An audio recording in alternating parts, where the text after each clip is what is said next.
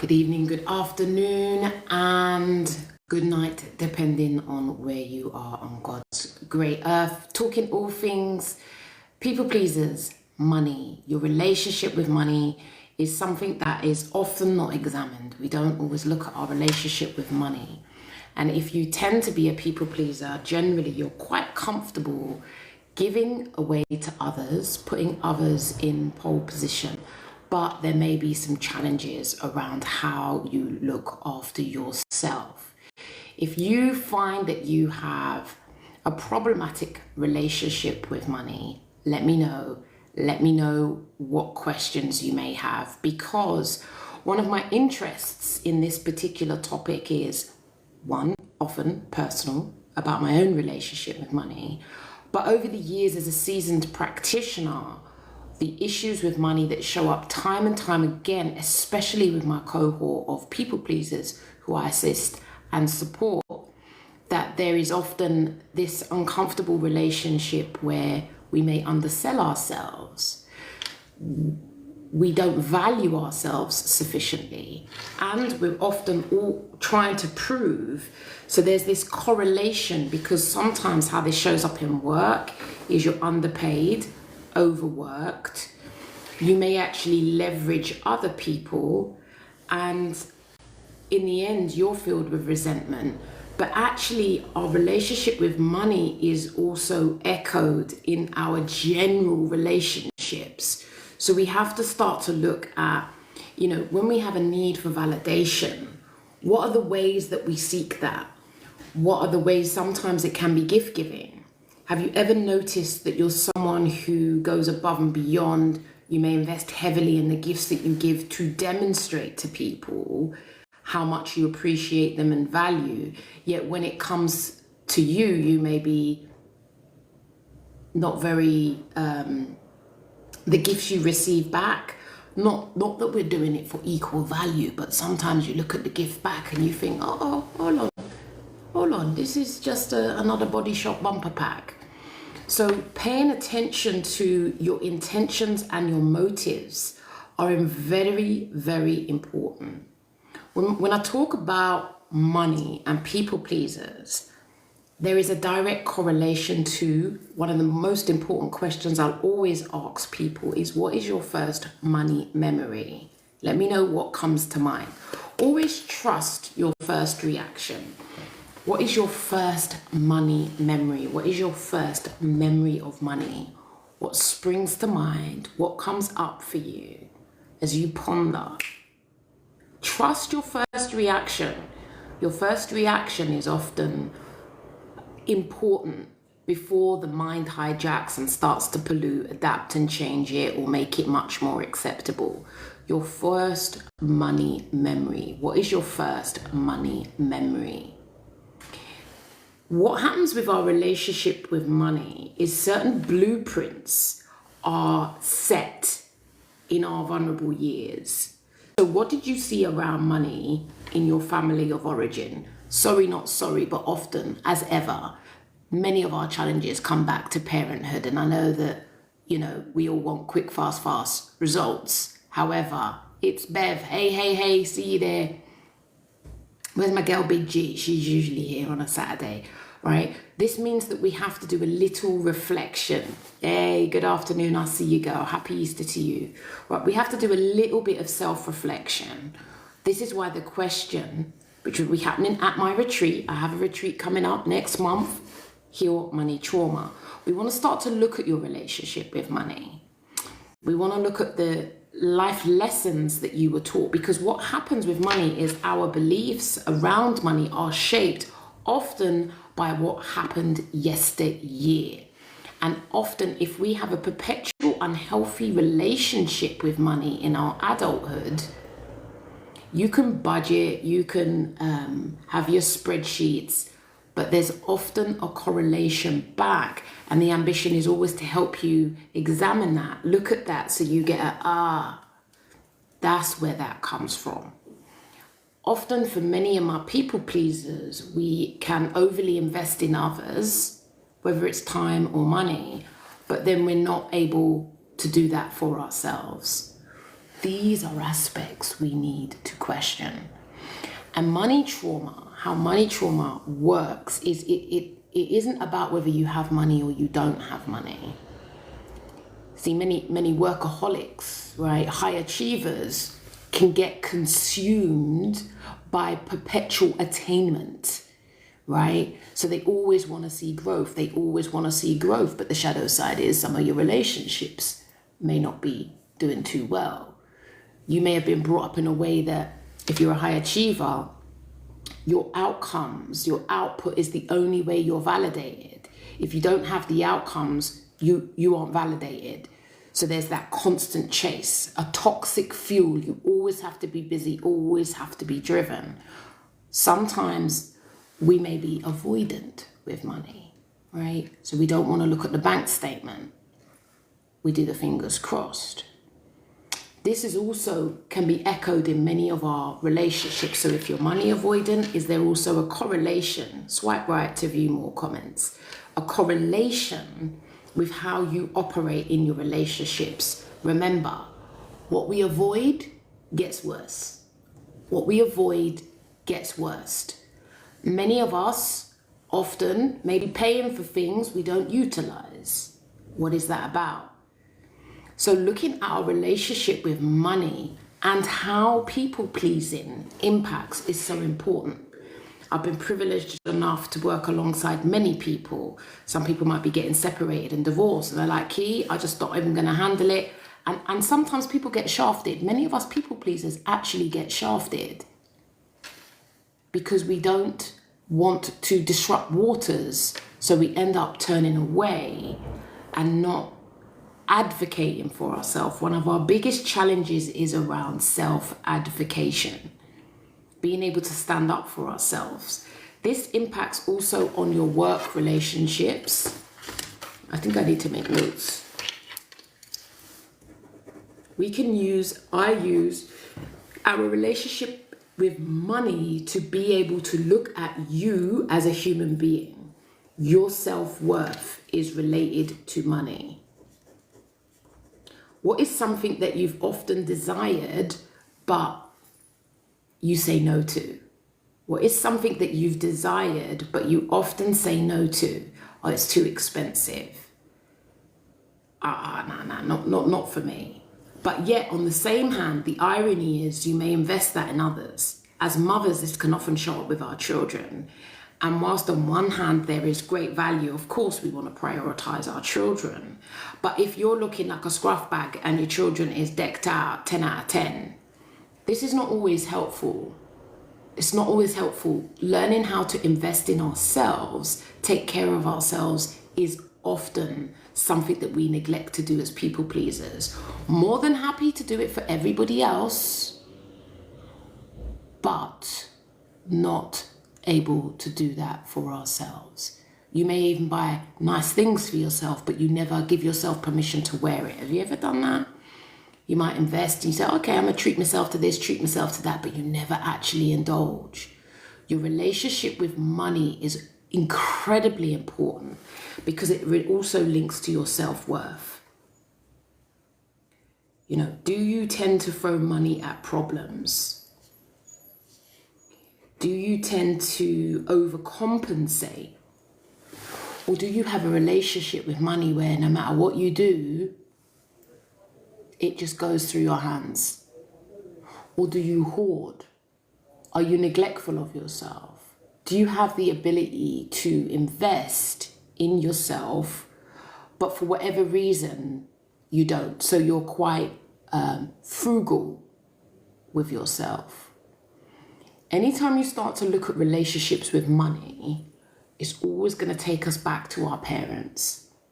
What was your mum's relationship like with money? These are self-inquiring questions. This helps us to get the psychological depth. I'm sorry, but surface level gives surface level results.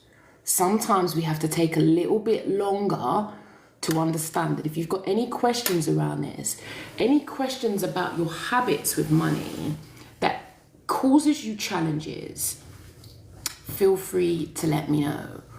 One of the areas where I see this often show up, and I guess this is, what I touch on personally, is around social mobility. So if you've come from a certain lifestyle where things was rough, and then you've been able to shift into different social groups, maybe you're now a homeowner, you're educated, you might be a professional, yet you feel indebted to the people you've left behind. Sometimes we might play small, we feel uncomfortable, or we overcompensate, and then what we do is we create entitlement. And entitlement is very uncomfortable. I think for me, it's been fear. What do you mean by fear, Big G? What's the fear? Let me know. What is the fear? Fear of what? This is swipe to the right to see me questions. Yeah, let me know what the fear is that you have around money. Because if you've got a fear around money, it may mean that sometimes what happens is there's a hoarding behavior that also happens. So you could, for many clients I work with, sometimes, the fact that they're investing in therapy is profound. That is a significant shift. That is the game changer. Money, our relationship with money, from not being good enough to achieve and not going for what possibly I could achieve to get financial stability. Okay, so not going for what you want. Question would be, what is it that you want? You have to be clear about what is it that you want? What is your vision? What would you want for yourself? Because, for example, I remember when I started my MSc, you had to find the money yourself. I worked in the prison. Lots of people were trying to get on the prisons training because you didn't have to pay. But it looked like a scrum to me. There was a scrum. I don't do well in scrums. So then I had to fund it myself. And then I was like, I don't have $5,000 to do this master's. However, I could take out a student loan. And there's some things, if it's about my professional development, to me, professional and personal, I can't separate the two. So I'm going to take the loan. So it depends, we're not talking about taking loans for Gucci bags and sliders. No judgment if that's your lane. But it's about a longer term view.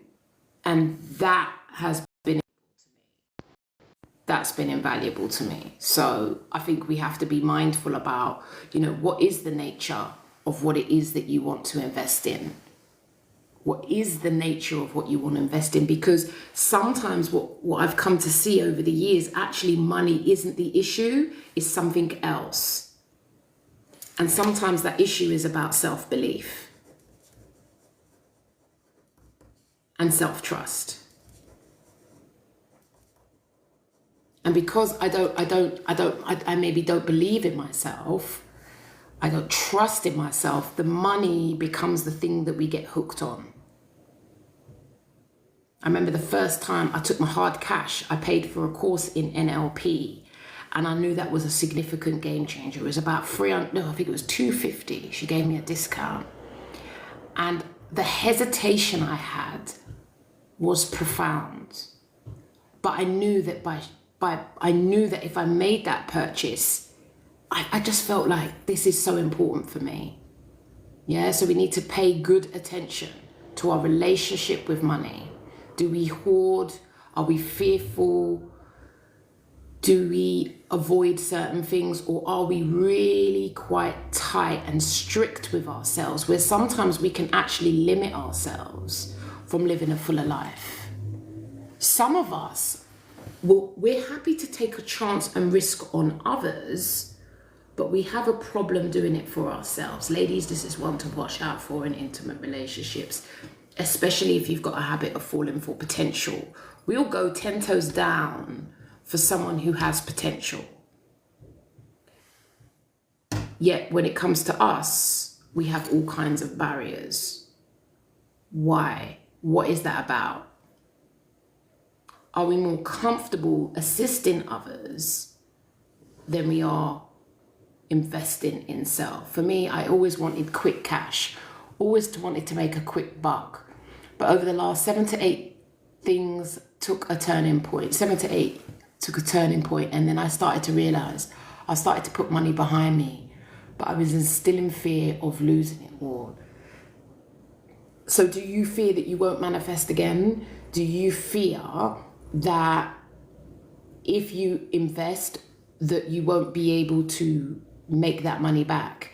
Because you said you've always been about quick money, but it may sound like the thing that you might be investing in is starting to be different. Hey, Lysandra, good to see you, my sister. Yeah? So we have to be mindful. Money shame. Money shame is also another one we need to be mindful. Do you experience money shame? Money shame will have you... Remember, shame and guilt is also a very profound emotion. So that's where we might feel embarrassed. Big up to anybody who grew up, having it tough. You may have grown up, you had it hard. And there might be things that you feel embarrassed about your life, or sometimes even about the food that you eat. You know what I'm saying? In some of my comedy gigs, I talk about pot noodles, right? And I know I've been shamed for that because it's got no nutrition. However, right, it's an important part of what I grew up with. I grew up eating pot noodle and I quite liked it. But being culturally diverse, a lot of my black friends frowned upon it. So there's some shame around that, but it's quite economical, I can't lie, right? You have to pay attention to this. Shame may also be, for example, if you go out to dinner. Some people might be very anal, like, I'm only going to contribute £9.67 for the burger I consumed. And you might be the people pleaser. You might be the person who's just like, oh, don't worry, I'll cover it. Sometimes you'll walk around with resentment, putting on a face. Looking at your relationship with money has power in it because it's one of the relationships that's often not examined.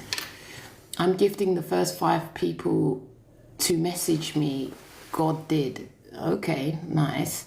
I grew up with parents having money, but lived like we were poor because my father gave money to everybody else rather than his own family to invest in. That's very interesting. So what has that taught you about money? In what ways has your father's relationship with money shaped you? Because sometimes what happens, Big G, is that we can then end up overcompensating. You might be over generous. And remember, for many of my people pleasers, our ability to say yes can often leave us very vulnerable and compromise us. Big up to all the people who've taken out loans, credit finance for others, because we also wanted to demonstrate that we could be there for people. Many of us people pleasers haven't had no one to show up for us.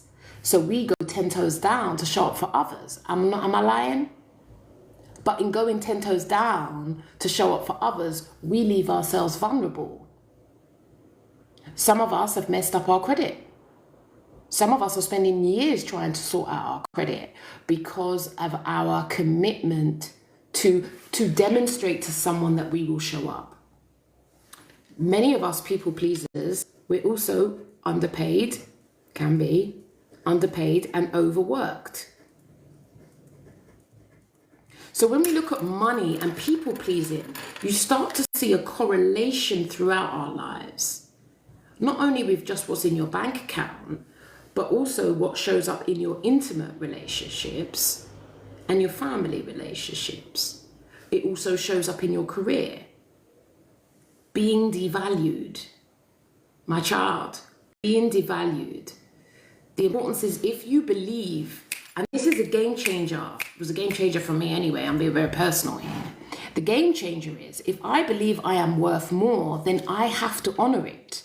Many of us people pleasers are trying to campaign for others to see our worth. And when they don't show us our worth, then what? Do we stay? Do we hang on? Or do we keep trying? I would go out of my way to help anybody, even if it was at my own expense. I remember giving away my last £20 to someone and had nothing left for myself. Absolutely. So here you go, right? That is where you leave yourself vulnerable. You end up leaving yourself very vulnerable because that need to please. And if we end up in relationships with people who are manipulative, who dehumanize us, this is something to pay attention to. If you go through famine and feast, you know, as a business owner, one of the areas where this showed up most acutely is what it means when you want to start to charge a different price. When you want to charge a different price, notice your first reactions. What is the inner voice saying? What do you say to yourself? Many of us may not believe we're worth it. I'm not worth it. I'm not worthy. This we have to pay attention to. Where does that come from? Many of you, when you start looking at jobs, you'll start to look in certain brackets. What might it mean for you to think about the next pay scale? I just couldn't speak up, even trying to buy people's love and affection. And this is often a challenge. We are often people pleasers and money. The need to go above and beyond. Yeah, the need to say yes at our expense. Are you someone who tends to say yes at your expense? And what has that cost you? Because remember, I did a video years ago about the cost of dating a narcissist. And listen, hundreds of thousands of pounds. Because remember, there's property. If you get married, there's pensions. It all can amount to profound amounts of money, like life savings. And if you undervalue yourself as a human being, then we have to be careful and mindful about your relationship with money. Question again, what was your first money memory? Your first money memory. What comes up when you first think of your money, memory of money? If you grew up with money, there's also challenges around your self-worth sometimes. You know, if your parents privately educated you and there was a high expectation put upon you that you need to deliver the results, you know, for kids who are privately educated, sometimes the emotional damage that can be done is something to pay great attention to, because the child is always supposed to produce the results. You know how much we're paying for your education? You know how much we're paying for you to be at that school? So the child becomes burdened and then is only valued by outcomes. So they become preoccupied with outcome because them as a human being is not valued. When you think about your relationship with money, who are the people you struggle to say no to? Who are the people you struggle to say no to? Because sometimes it may not be, for example, one of my kids, right? If they need help, no problem. If you need help, things have happened, I get it. But then you can put caveats in place. Some people, when they're in problems, when they're creating problems, they don't remember you, but they want you when they need solution. They need you when they want solution. And then when they have a problem, as a people pleaser, it gives us an opportunity to demonstrate to them our commitment. And sometimes that has a financial cost. Some of us may have children. They may not invest in you in healthy ways. Yet when the requests become, so you have to become mindful about your relationship with money. How you say yes to people, how you say no to people. And what happens if you do say no? Some of us may fear that we will be abandoned. Some of us fear that they won't want to be with us anymore. So what happens is we're going to say yes through gritted teeth, but also know that there's a compromise for us. What stops you? What is the fear? And if you go through famine and feast, famine and feast? Do you tend to impulse buy? Do you have a vice? Anytime I'm talking about money and our relationship with money, first thing you want to do, and as a therapist, a well-established therapist, one of the things I'm often doing with clients, once the trust has been established, is, okay, you've got a relationship issue with money, well, let's look at your bank statements. Once you start to look at your bank statements reveal so much truth. If you look in your rubbish bin, you can see so much truth. You can see some of the things that start to happen with your money when you're in a bad situation, and what starts to happen when you're in a better situation. What are your vices? Things are going bad, you might smoke, you might drink more. You might have more Amazon parcels. You might be an impulsive shopper.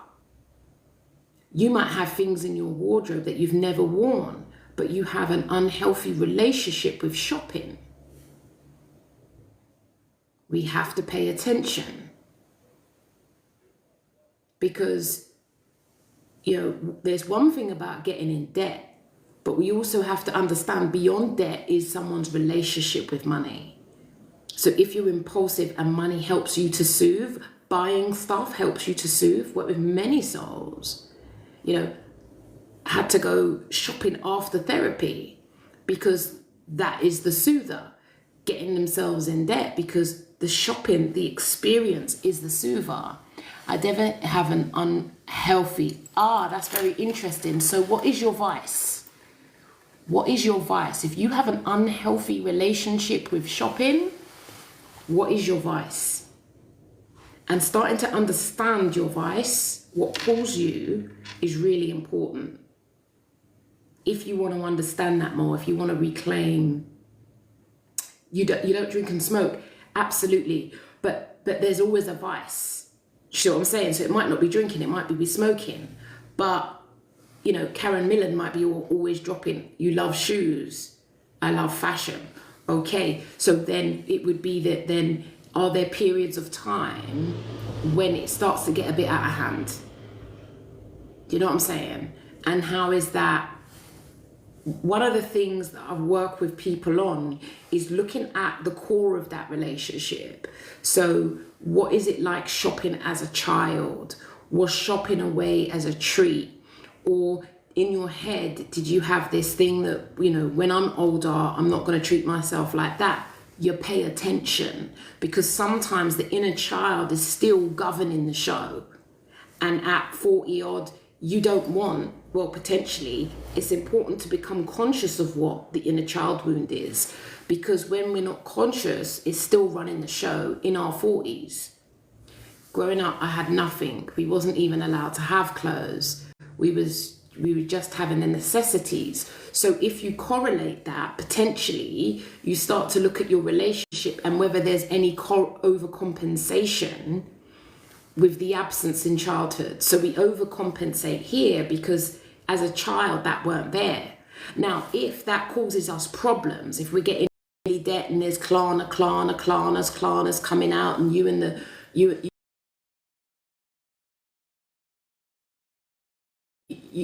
DPD driver are on first name terms, then that's something to pay attention to, because it may not be serving. So now I overcompensate. I buy what I want and like style, so like to, absolutely. But the reality is sometimes you might be able to mix and match with something you got in the wardrobe. Do you need to perpetually buy another? Another way where it can show up is gaming. Yeah? Trap gaming. Gaming is a massive one. We have to be very mindful of gaming, especially, I don't even know what the names of it is, but every so often when I'm on the train, I see people playing this game on the train, right? These are all things that then become items that you can purchase extra coupons on, and it's all a part of how debt can start to collect. Yeah? Paying attention to how you soothe yourself at times of distress. But if you have a relationship with money where you're impulsive, this can have bigger consequences for you over the long run. It may mean you don't have any assets, there's no investments, but you've got a full wardrobe of items generally that you might not wear. You have to work out what is your vice. It can be a way to soothe, a beautiful way to soothe in the short term gain, long-term pain. Our relationship with money is very complex. It's also about, the ways that we show up. I remember when I started to train as a therapist and I realized that all the people I was training with generally, bought their lunches from Waitrose and M&S. You know what I'm saying? So I started to develop a sense of inadequacy because, I'm being my foil wraps. So you have to notice these things. Even cooking oils. If you're on the Matzola or the sunflower and you go to someone else's house and they're like, oh, well, we only use avocado oil. What do you notice? One of the things that I was scared to do was to go into certain restaurants. I never felt good enough. Didn't feel worthy. Of course, I could afford to go in there, but I didn't feel worthy. And then as a part of my growth, I forced myself to go into those environments. Now I go in and I don't feel any way at all. But I had to challenge and push myself. So we have to be careful. We have to be mindful. Especially when social mobility is a part of the picture. Because you may need to overcompensate to give back. But also to be careful and mindful of the people that feed off you, that trade off your kindness. It's not that you always have to say no, but you might want to start to put certain caveats in place. If you want my help, then maybe, demonstrate this to me. Sometimes for many of us people pleasers, if you say, okay, can you lend me this? Or what about the ones who ask you to take something out on finance? And what happens when they don't pay you back? What do you do? What do you do if they don't pay you back? How do you have that? Do you even have that conversation? Because some of us suffer in silence and then go out there and put on pretty face. But inside you're filled with resentment. Your relationship with money is such an important gateway to all aspects of your identity, who you are and how you function. And so if I pay attention there, I'm going to see the patterns that run throughout your life, often about your worth, often about your own unique story.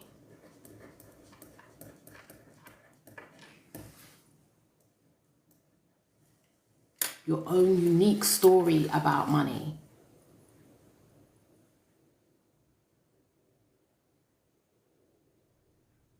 That need to go above and beyond for people, and then to feel frustration and resentment.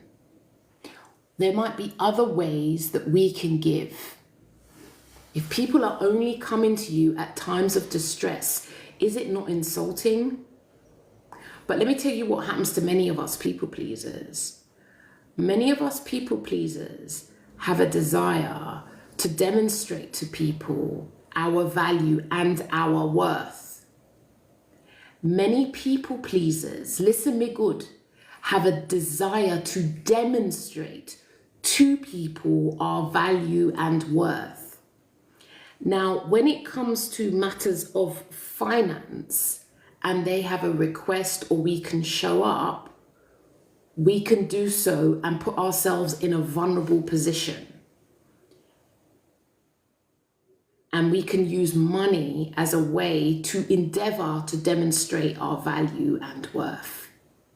What is your relationship with money? What are the beliefs that you've taken away from money? Because when you sell yourself short, when you overwork and you're underpaid, at some level, what often happens is we want them to see our value and worth. You see this time and time for many of my NHS staff, right? Often very empathic people. They don't feel valued. So what do you do when you don't feel valued by your employer? flip that question. You could flip that. What do you do when you don't feel valued in your relationships? What do you do generally in life when people keep showing you that they don't value you? What do you do? Many of us hold on and we stick it out. We should be put up and shut up. And it's not great for our greatness. It's not great for our greatness. The only person who can save you is yourself. Only you can save you from this. But sometimes what we're doing is we're hanging on, holding out, hoping that someone will see us, acknowledge us. And it doesn't happen. Sometimes we won't have difficult conversations about money. You know, you got people living in your house. You know what I'm saying? You're out there grafting. They're there. The heating's on full blast. Full blast. You know what I'm saying? Full blast. But you don't want to have the conversation. Right? You don't want to, because you want to circumnavigate that. You want to be nice. But all the time you're feeling like people are taking liberties. You ever seen this one where people, they ain't got no money for this, they ain't got no money for that, but all of a sudden they're going on holiday again? Or people owe you money, right? They owe you money, they ain't got no money for this, they ain't got no money, but they just got a new car. And you're like, oh. No, the reality is they don't have money for you. You're not a priority. What does it say here? Hey, Favor, I think for myself, I want the financial stability, but still in fear. What are you in fear of? You want fear of? You want what? And if you're talking about financial stability, what would financial stability look like? What does financial stability look like? And be clear, what do you fear? You have to get very clear on fears. To be better for myself with a purpose, so then I can have financial ability and do something that I'm passionate about with a purpose. Well, that's a beautiful thing. Yeah? That's a beautiful thing. What does financial stability look like? But you see what I'm saying? You see what I'm saying? At a certain level, financial stability sounds wonderful. But the reality is, if you've got a complex relationship with clothes and you're still fueled by the trauma of a child who didn't have, then your capacity to be financially stable is likely to be compromised by your need for the latest trends. So on one hand, at a surface level, what you say makes sense, but there's other aspects of your behavior that may well sabotage you. Therefore, the sabotaging behaviors will benefit from examination. We examine those behaviors.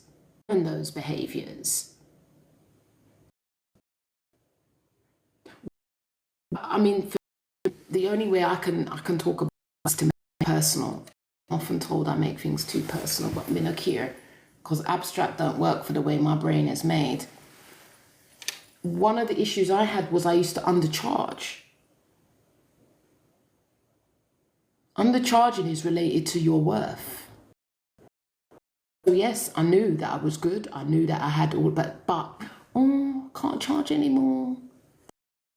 Then will pay me. That's the voice inside the head. You have to pay attention to the voice inside your head and get support around that and make the changes. It's not that the fear goes. You have the courage to step out in spite of fear.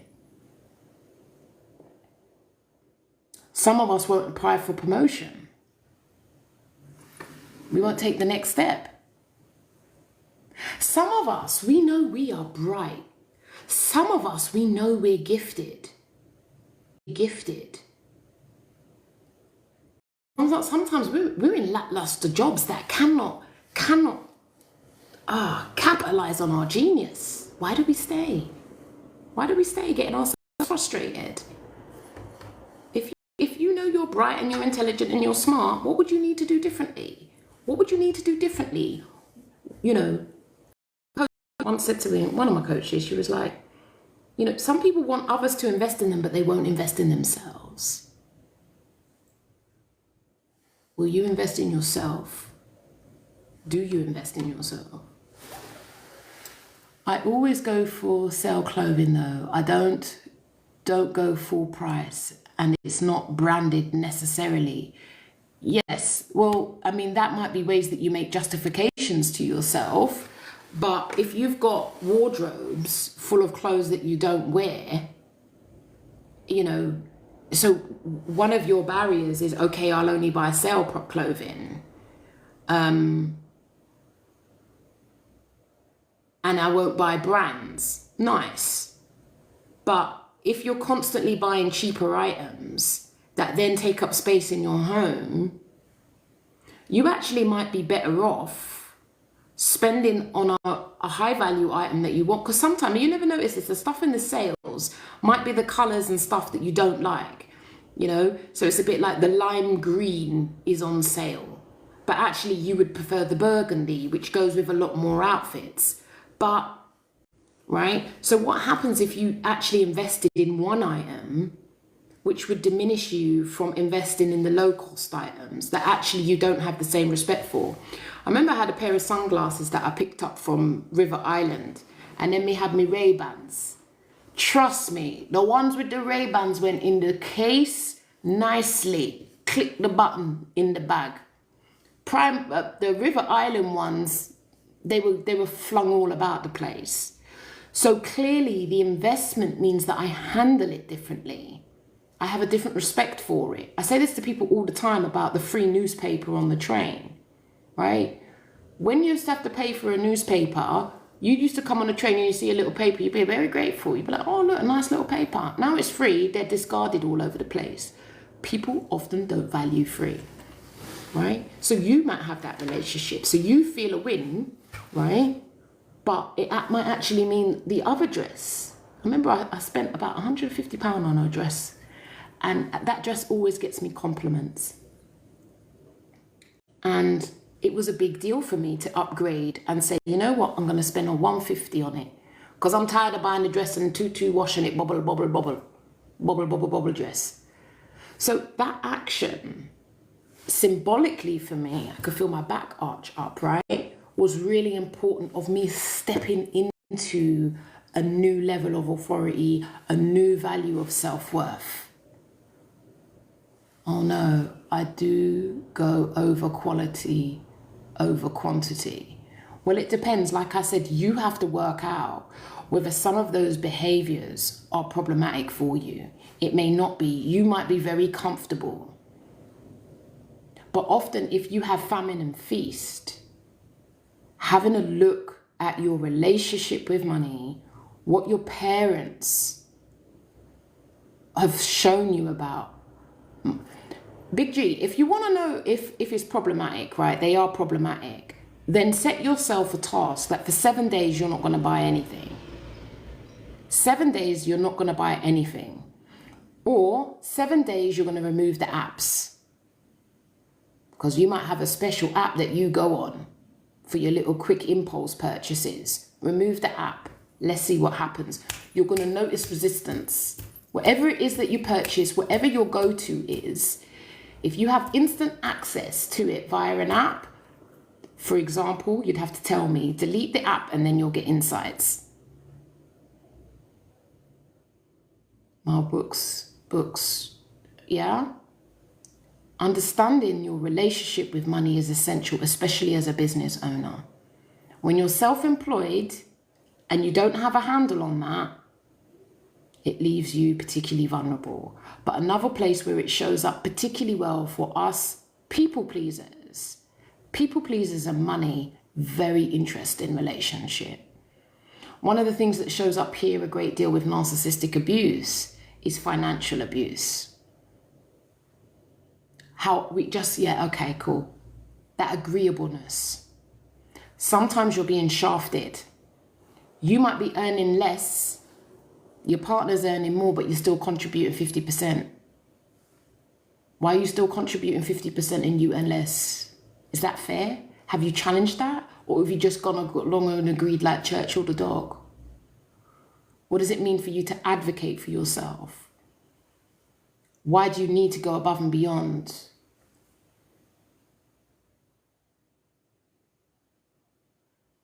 How does money slip through your hands? What are the situations that pull your finances away from you? Or do you hoard? Are you mean to yourself? Could you do X, Y, Z, but you're mean to yourself, so you just hoard it?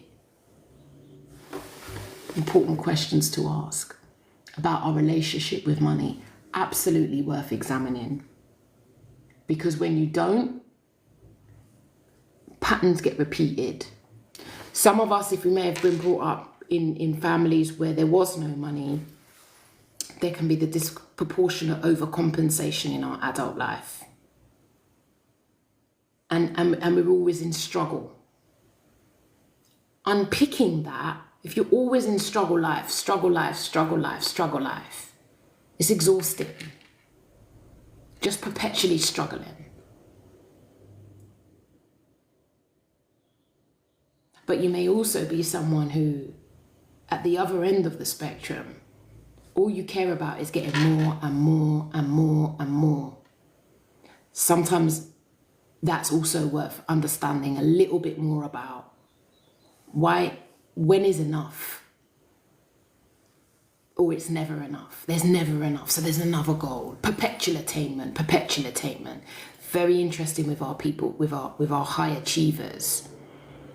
High achievers are particularly prone to focus on the outcomes, achievement from one goal to the next goal to the next goal, but then we'll have problems being able to relax, being able to be still, being able to explore something for creativity.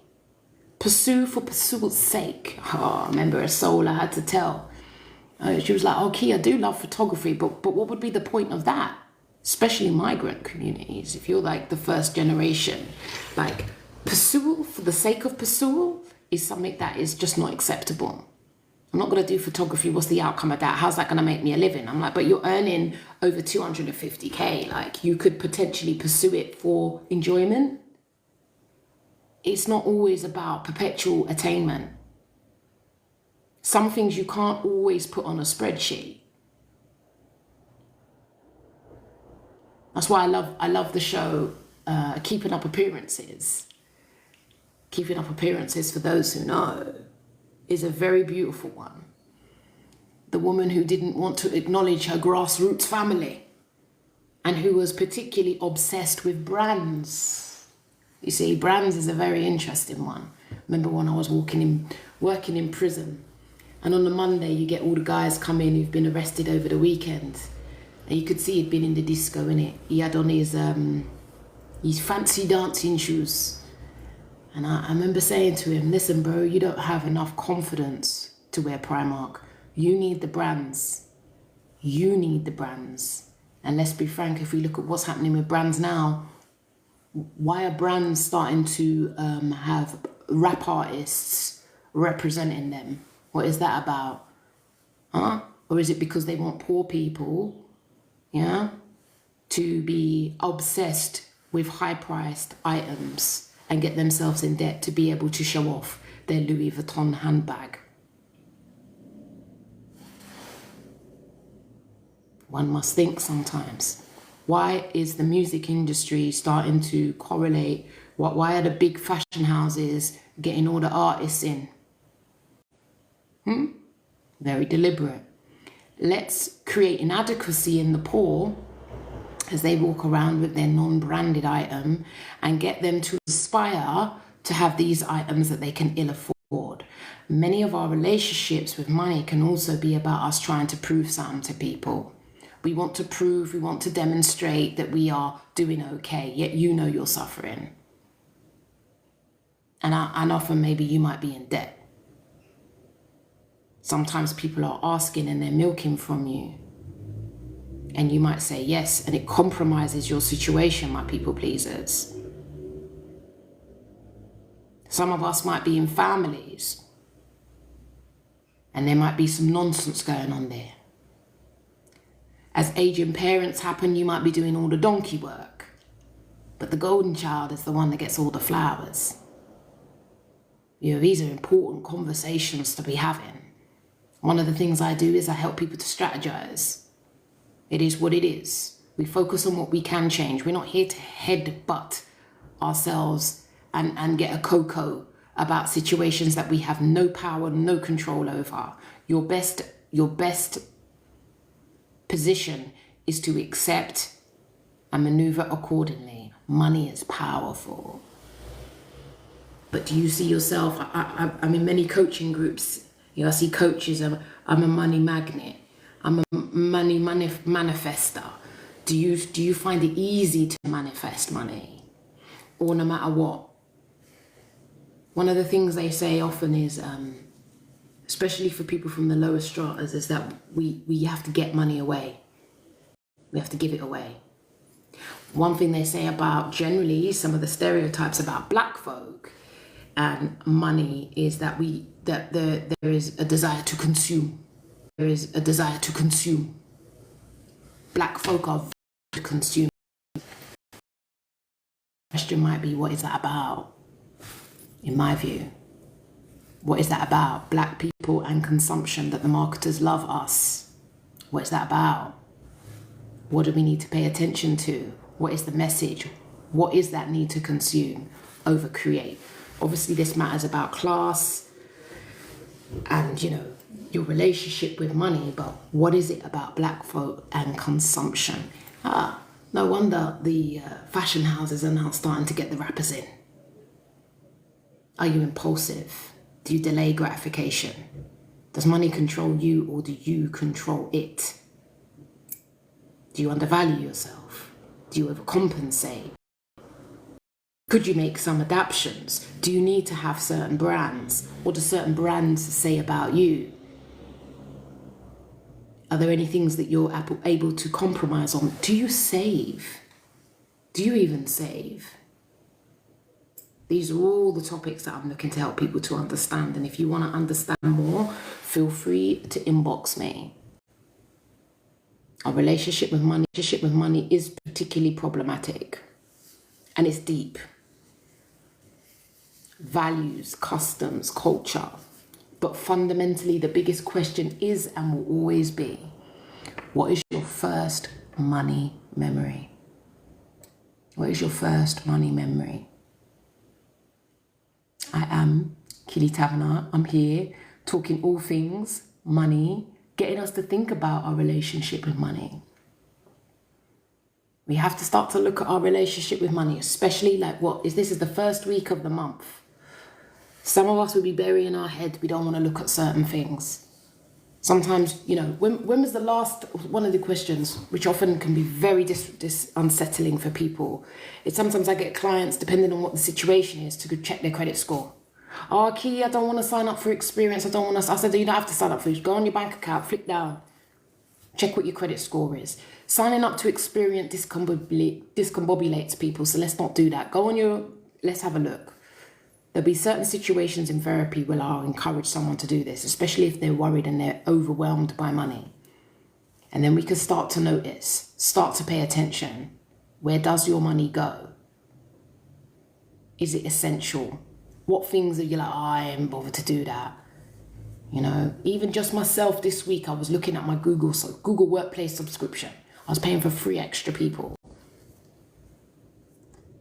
These things it's always easy to get into the back of stuff, but 3 people is £14. 14, 28, 42, 3, 30, £42. I ain't gonna let that blow down the street. But some of us, we can't be bothered. You can't be bothered. Sometimes you'll be in charge, but you don't look. You don't check. Why don't you check? What is it about checking your account? Kim, that you don't do it? Why don't you do it? What are you avoiding? What do you avoid? You really do make me think about money because it's tight at the moment.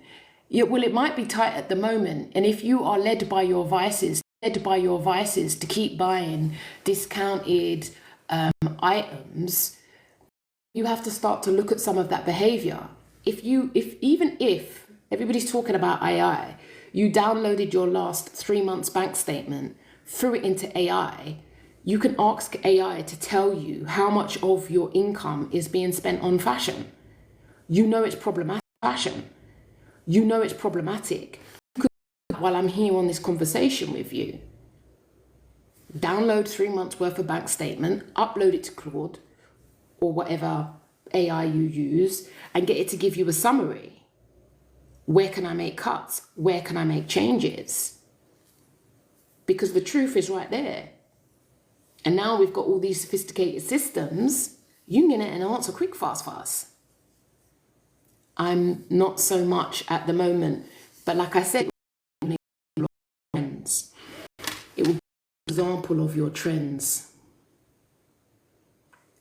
So for example, you can still follow the same task and ask if you choose to. It's all your choice. It's all your choice. Because sometimes, right, like I remember training as a therapist, I was broke at times. I'm watching all my colleagues with their M&S lunches and their Waitrose offerings, and I'm like, boy, it's tight for me. But at the end of the day, it was tight, but I knew in the long run, I was preparing myself for a better tomorrow. See, I can do tight if I know that I'm going to manifest at a certain point.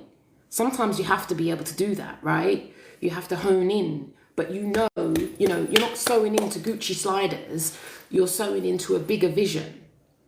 One of the differences between people who are able to make their dream come to life and the people who don't is the actions, the small habits and actions you take every single day. People say, oh, Key, you're so courageous. Oh, look, yeah, right, yeah. However, thank you for that. There are things that I did every single day. You're driving a fancy car. I started to take the bus. And as we know, for years, I drove a car that was very functional. So sometimes you have to make short-term sacrifices for the longer-term view. The challenge is for many empathic people, there's a massive struggle often, not always, but to invest in ourselves. More than, and I see this time and time again here in these rooms, more than happy to do it for someone else. Don't even double think. But there's this hitch, there's this when it comes to us. So my question to you, Big G, is what needs to change? What needs to change? What might need to start and what might need to stop? What do you need to start doing with your money and what do you need to stop doing with your money? Where are you undercharging? Where are you underselling yourself? What are your income streams? What could you do differently? Pay attention to yourself. Pay attention, because there's a voice in our head that fuels our behavior, but often what happens is we just behave. If you could slow down enough, NLP calls it the stimulus gap, you can get access to the thinking and the voice in your head that speaks. I need to go back to my old way because I was so much better. But the last couple of years, changed my mindset because I know I can't, and it's possible because I make the clothes. The clothes don't make me. It sounds like Celine Dion. I wear the shoes. The shoes does not wear me. But what might it mean if you make yourself a commitment for the next? It's not going to happen. But again, you also have to go into what clothes symbolize to you. Because it might mean one of the things that's really important for you is to put yourself across as all together, right? You want to put yourself across in that way, and that's a good thing. There's nothing wrong with that. No one wants to go around the roads looking like a jing bang. But sometimes, again, we can be focused externally. I could wear Primark or whatever as long as it looks good and I like it. I'll rock it, beautiful. But my sister, what needs to change about your relationship with clothes shopping? What needs to change? You yourself, if we think that something's problematic, what needs to change?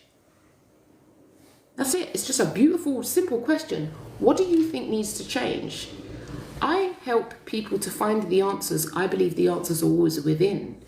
All I ever do, potentially, is ask the probing questions. If this is a problem, what needs to change? The answers that come from the individual are far more superior than to the answers that I nor your friends will bombard you with. If there is a problem, if you have a problem with something, what needs to change? What needs to change? What needs to change? What needs to change?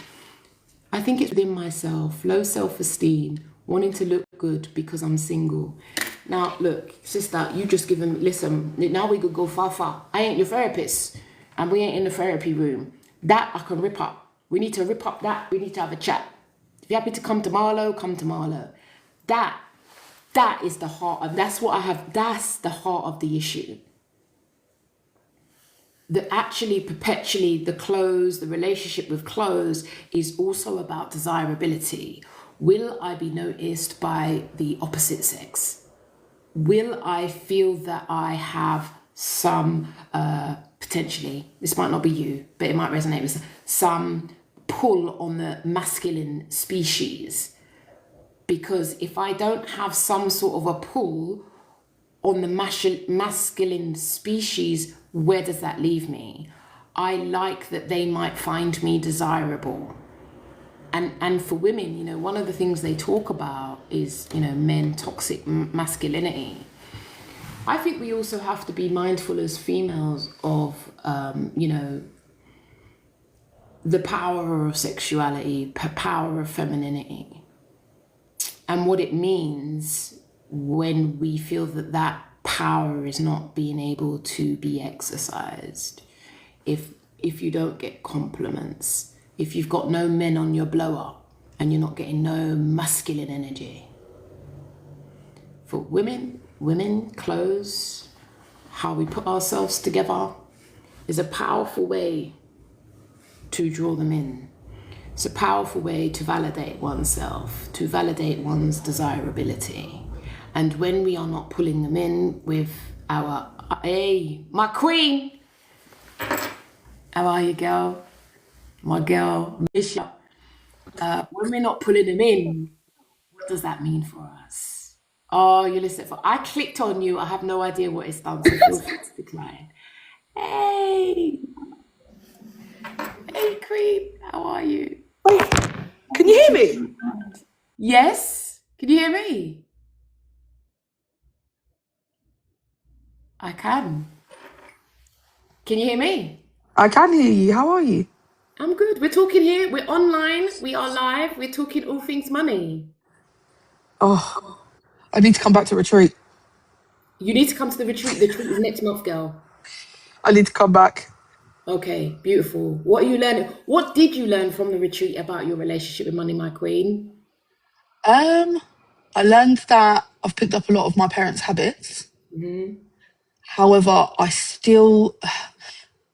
battle, not so much anymore, but I still have the battle of the fines and ignoring them like they're not real.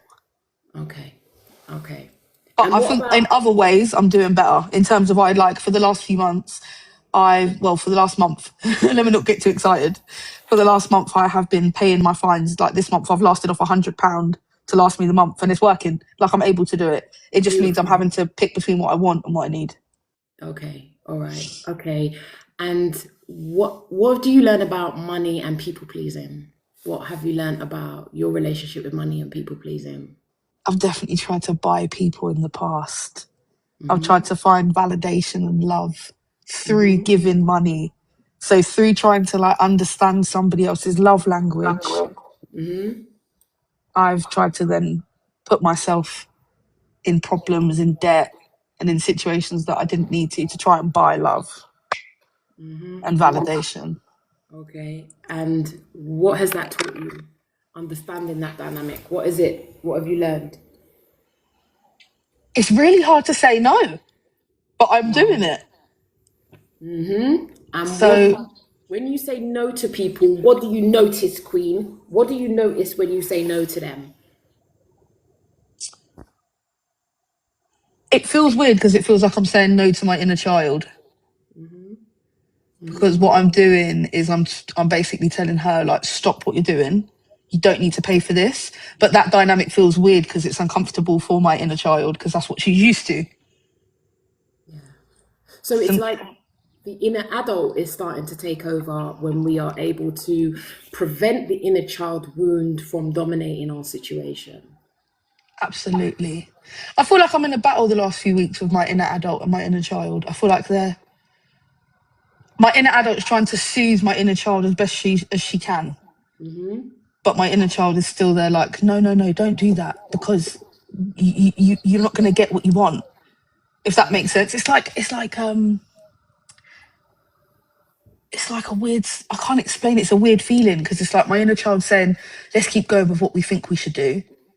Yeah. The But norm. the norm, yeah, the comfortability of what you should do, because let's be honest, that's the way you know how to do it. It hasn't worked yet, but it could work. Could work. Whereas my inner adult is looking like, right, stop, relax, take a minute, take a breath. This doesn't work. We know it doesn't work. And which one wins? In the last few weeks, the inner adult's winning, but I'm noticing that I'm spending a lot of time not in sadness, but in grief, whilst I have that inner conversation. And I think I've never done that before, and it's new, Oh, yes. and it's uncomfortable, but the end result feels better. And what are you noticing about the end result? I sat at home the other day for like hours and hours on end, feeling sad and feeling upset and down about all the love that I haven't received. And I had an internal conversation with myself, and after about 7 hours, I think I clocked it as 7 hours, 7.5 hours, because I was watching what was going on as this was going on. Because I do that even when I was at retreat. I was writing down my emotions of what was happening to me as it was happening. Yeah. But I was just noticing it as it was happening, and I was going through the motions. And after the 7 hours, I stood up and I just started to cry. And then after I'd cried, I questioned why I was crying. And then I felt all right. I felt this like sense of, okay, we've done it. We're here. It's done. It's happened. It's happening. It's happened. It's happening. But there's no need for me to run from it. It's truth. It expressed itself. Yeah, it was hard, but it was beautiful, because I'm used to doing it with you, or I'm used to just running from it completely. It was a weird challenge that I'd set myself to just sit through it, and I think by the end I felt a sense of accomplishment, and it was like the validation that I would have gone and tried to find wouldn't have validated me, but the validation of sitting there and going through the issue was immense. I sat there after and felt like, look at me, I didn't run. I didn't go anywhere. I sat with it. I was still with it, and it found its way into the ether. It didn't Yeah. sit within me and stew in me, or propel me into action and running. I sat with it. I processed it. I cried for it. I grieved for it, and I can move on. Yeah, I noticed. So I've got this. It was my nan's anniversary in the next few days, but I wasn't aware of that until today. And I've noticed for the last 2 weeks, I've been very sad about my nan. It's like my body knows. It's like my body's holding something, and my mind's finally caught up. And I think a lot of that as well is circulating. However, we had a breakthrough with mum. We are live, so we will talk about that when we meet. No, absolutely. But we had a breakthrough where I felt like for the first time I was heard. And I think that also aided the ability not to run, which is what I wanted to add it to. Yeah, which is what I wanted to. The reason I didn't run the other day is because I understood that I was grieving my nan. And we had a moment of validation for the inner child from the parent, which was immense. I couldn't even speak once she'd relayed to me what she did. I couldn't speak. I was so speechless. I turned the TV off. I come off the phone and I sat in silence for an hour. I thought, oh my God, my mum just validated my inner child, and I'm 28. You know what? I think sometimes that's the miracle. When we give up the expectation that people will get us, we're giving it up. There can sometimes be these moments where they do, and because we've given it up, it's like, wow, that is a miracle. Yeah, it was. It's even sending me tingles now. It was insane. I feel like since that day, we've got on so much better. Even though we're still not fully there, we have started to mend something, which even she feels that same way. And it's like this could be what I've actually been yearning for all these years, where I've been overeating, overspending, overdoing all these other things. This is maybe what I needed. to be seen and understood by mum. Yeah. But to be validated by someone that matters. I've been looking for validation in people that don't matter because I was seeking validation. I wasn't understanding It was under your why. nose. Yeah, it was under my nose. But it wasn't at the same point because I was having to wait for somebody else to get to a point in their own life, which I shouldn't have waited for. And I wouldn't advise anyone else to wait for. Yeah. But it's part of my journey and it's come to a beautiful point at the moment. At this time, right now, right here, today. Absolutely, life coach.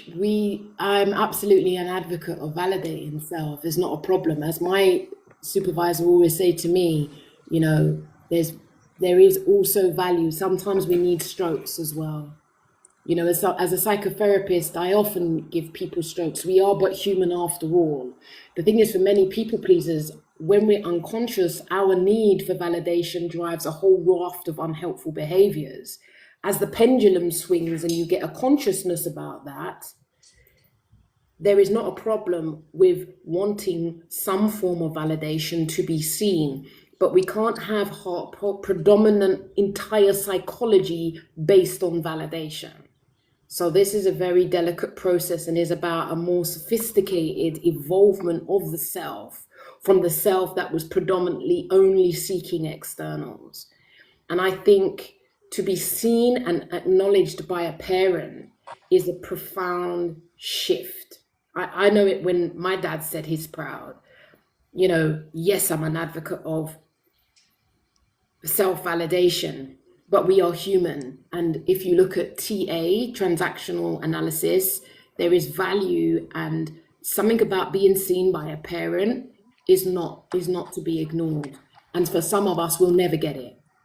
We'll never get it. However, when it comes, we embrace that. We acknowledge that. It's a game changer. But we don't go through naively or that everything's healed, because we know that we can get a rat-a-tat-tat at any given point as well, because we are humans after all. Life coach, learning to love yourself is everything. Absolutely. But we also have to understand humans operate in systems. Humans operate in families. Humans operate in relationship.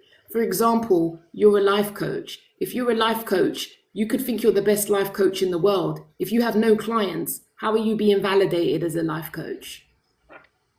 You see what I'm saying? So we also have to be mindful that, of course, there's a certain amount of validation, but what we're talking about is usually when people come in, early stages. Would you agree, Claudia? Our need for external validation is 100% the driver of our life and the driver of the tragedies in our life until we regain that balance. I would say from my experience that I think the parent and child dynamic is the most crucial. As in, you used an example with me one day about the little girl from Little Miss Sunshine, and I don't ever forget it. And I watched that film over and over again, even since you've mentioned it, and I understand why the child and parent dynamic is so special. It's because these are two people that created you and brought you here. So if you don't feel loved and validated by them, how do you learn to feel loved and validated? Because life doesn't come with a book. And if it doesn't come from them, then what do you learn? It's a bit like people that learn have different ways of I've learned recently, sorry, that people have different ways of loving and being loved, and that comes from your parent. So even the love you have for yourself has to be somewhat learned in order to understand how to love. Because when you're a child, you're born. You're not born with anything. You're just born. You're here. And then everything else is poured into you. If you're not poured into, how are you meant to pour into yourself? Of course, we learn over the years, and you meet people and you see things, and you understand that society will teach you certain things as well. But let's be honest, my generation of people's understanding of love, I feel like is quite tainted and far and few between. Absolutely. And I think one of the things, if anyone wants to know more about this, the book Sapiens really goes into detail about self-love has its limitations. We are humans who are social by design. Now, if I live my life perpetually looking for validation and for love, to the point of going above and beyond, I'm leaving myself exceptionally open to validation. Sometimes we might have parents who will never validate us or see us, and that is what it is. However, it's not to not acknowledge the power of what it means to be seen by them. You know, I gave up seeking it, but when I did receive it, I was moved. A bit like you said, you had the goosebumps. Yeah, I agree. Whenever I've received validation or acknowledgement, it's because I have surrendered the notion that it would happen. So when it has happened, it has been overwhelming because I'd surrendered that would ever happen. And for that, self-love has its place. But if we only hone in on self-love, we have to be mindful that it can also lead to a form of narcissism, because we live in social situations. And I'm not an advocate of the further extreme of everything self. The only way I can experience myself is in relationship with others. How do I know I'm funny? Because I make people laugh. I don't know I'm funny if I'm sitting here by myself 24/7. So we need the externals, but we don't want our lives to be predominantly led by the need for external validation, because that's what makes us inauthentic and an untrue to our self. So that would be my viewpoint on that. Claudia, I you did. agree. I Yes, agree. Just before I go, I agree with what the life coach has said, which is I validate me, no one else's job. I don't force the issue. And it's true. It is no one else's job. I think when you get to a certain age in life, it's no one else's job to live your life and how you live your life, but your own. It's your decision. It's your life. You take accountability and responsibility. However, it doesn't take away from the fact that the inner child is always there. And the fact that for some people, their inner child is suppressed, maybe, or that they have, dealt with their inner child in a different way. Me personally, my inner child always looked for validation. As an adult, I understand that I didn't require it anymore from my parents. And I had to come to a point where I understand they're their own people and I may never receive it. But it is a different feeling when you get it without wanting it. It's like, wow, she actually just did something that I waited so long for, gave up on, and now it's here. And it's like, it's insane. Even now, I can't speak. It's making me start. It was so like, I spent years crying about this. I spent so many times as a child feeling anxious, feeling sad, feeling low, because I didn't understand my emotions. And I was a very emotional human being when I was a kid. And I didn't understand that. I didn't know where to put them because my family weren't emotionally intelligent. They didn't teach me how to deal with my own emotions. So they would just sit in maybe an anxious spot or anger or entitlement or ego. Whereas as an adult, it was like, oh my God, did she just say that? Like she actually just said that. Yeah. And I never thought I'd get it. I thought we'd live the rest of our lives just being distant and understanding that she's a different person, I'm a different person, and I'm just gonna have to validate myself for the rest of my life.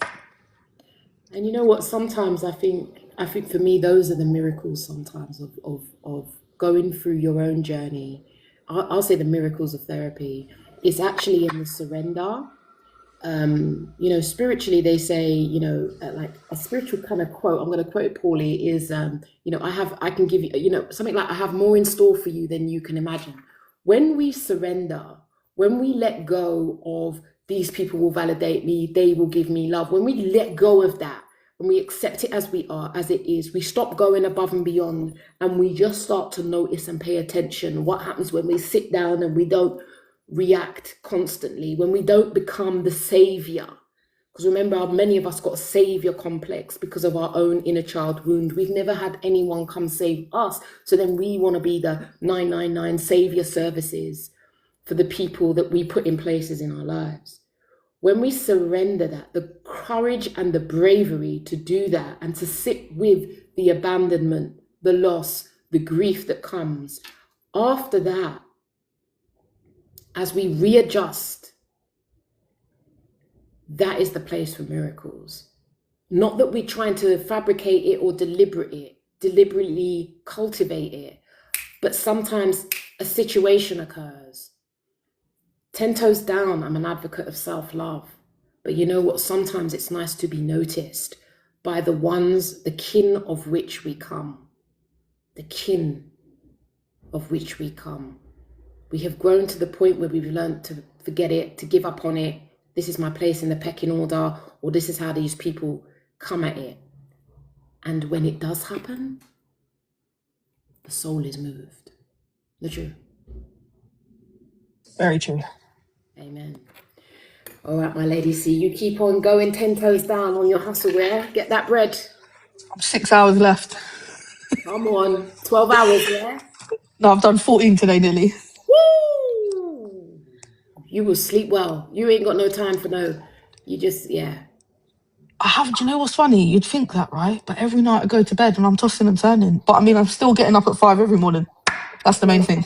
Journal, write down what some of the thoughts are, because sometimes it's the things, as you stop work, you may find that the other things that might have been pushed aside start to pop in. So if you can, you've got your victory journal, just start to write down, just start to just offload, or send me a voice note, just pour it out, because that can also help reconfigure, because you're going to need that rest, because it's going to catch up with you at some point.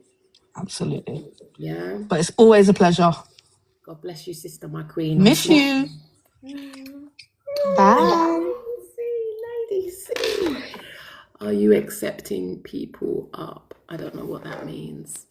So I'm here, Keely Taverner, psychotherapist. I clicked the button and it went into a whole different other screen.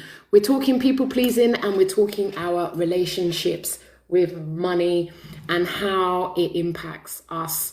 We're looking at people pleasing, we're looking at going above and beyond, we're looking at validation, we're looking about surrendering the need for validation, because it's costly when we live a life perpetually seeking validation. It costs us financially, it costs us emotionally, spiritually, psychologically, and all the leads that you can think of, right? When we surrender that, and that creates grief. Lady C there was very clear about the grief that can often emerge when you surrender, when you let go, because sometimes, you know, we thought if we could do enough, be enough, go above and beyond enough, we would get the cherry on the pie. And then all you're doing is chasing cherries, except that you ain't gonna get no cherry, that they're never gonna big you up. In fact, all they're gonna do is trade on your insecurity and keep leeching from you. Shut it down. Sit with what happens. Sit with what occurs. Notice what you notice. When we abandon the need that they will validate us and see our worth, it can save you. Emotionally, psychologically, it can save your pocket as well. And then you just start to notice. And this is why I'm always an advocate. I say this on NNN. Sow into your own dreams. When you're going through mayhem and madness, what is a dream that you've abandoned? What can you sign up for? What might you do differently to prevent you from sitting in the house and just going down, feeling sad and sorry for yourself? Yes, we have reason to feel sad and sorry for ourselves, but in the meantime, do something different. And then when you're on a train home, feel sad and sorry for yourself. Get out your comfort zone. Say yes to the tap dancing lessons. Do something different. Life ain't easy, but we must choose our heart. Choose your heart. Life ain't easy, but you must choose your heart. These are the uncomfortable situations. These are the truths. People don't want to hear it. You want quick, fast results, no? Absolutely. My sister, my queen, my girl, 10 toes down for you. The first to the third, money, trauma, retreat. We're going to work it out, girl. We're coming. You're coming. Yeah? You're coming. You're coming, man. You're my star girl. Star girl. Life ain't easy. It's expensive trying to prove your worth to people. And what we also noticed from what I was talking about was a validation came that was unexpected. And and I see this a lot of the time, self-love this, self-love that. Self-love is so fundamental depending on where you're at on your journey. But unless you're at the severe end of the autistic spectrum and you don't want to talk to no humans, yeah, you just want to be in a barn on a field with you and your IT systems, the majority of us will need to engage with humans.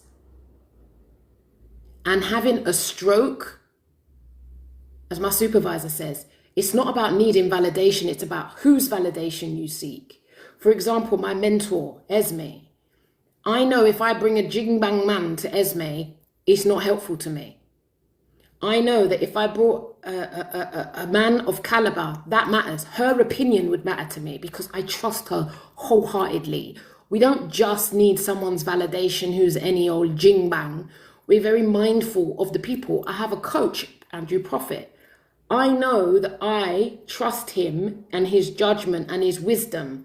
I can't bring no jing bang round him because he wants better for me. And because I value him and I value his opinion, firstly, it wouldn't even happen because I know that there would have to be a person of caliber. So we have to be mindful about this whole spectrum of self-love as if we don't need humans.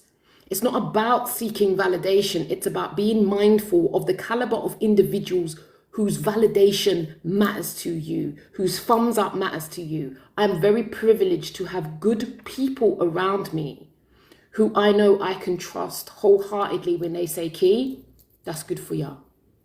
If there's things that are in my unconscious that I can't see in the wing mirrors that I'm not picking up on, I know they love me enough to pull me aside. You think as a therapist, I have to pull people aside and have a word sometimes. Now, what they choose to do, I respect. But if I'm sitting with a client and I can see they're setting themselves up for mayhem, listen, I'm going to have a word. That's about being mindful about whose validation you seek. When we first come into therapy, we're often very, very naive and vulnerable. We don't know. Everybody's on the platinum gold package. Everybody's getting all of you. So as time goes by, you learn to become discerning about who is worthy. Not everybody needs to be on the platinum bonus package. Some of them need to be on the basic, bronze, or even a pay-as-you-go. There's levels to this. I hope this has been beneficial to you. I have been on here for the first time for an hour and a half, and I just want to thank my Lady C. You know you have my heart, man. You know you have my heart, man. You know you have my heart. You are a blessing to me. You make all the sacrifice worth it. We walk by faith, not by sight. I want to thank anybody who's interested, who wants to understand more about their relationship with money and how it shows up in our behavior, the cycles that we perpetually repeat. Feel free, inbox me. I've got a cheeky offer for you. My ambition is to be of service, to bring you the wisdom and insights to help you live a damn good life. And knowing that life will come with its ups and downs, we can't circumnavigate, avoid that. However, through the storms, how we learn to navigate them with dexterity and wisdom and wise counsel. We need wise counsel. We need wise, just as I have wise counsel, we all need wise counsel. It is not easy out there. The demons are out there. The demons within, the demons without, the people in our circles, the fears that we hold that have been unexamined. Any questions, you need any support, inbox your girl, Keely Taverner. I am a psychotherapist who's passionate about helping my empath crew move on, move up with their precious lives. Give thanks and praise. Goodbye now. Oh.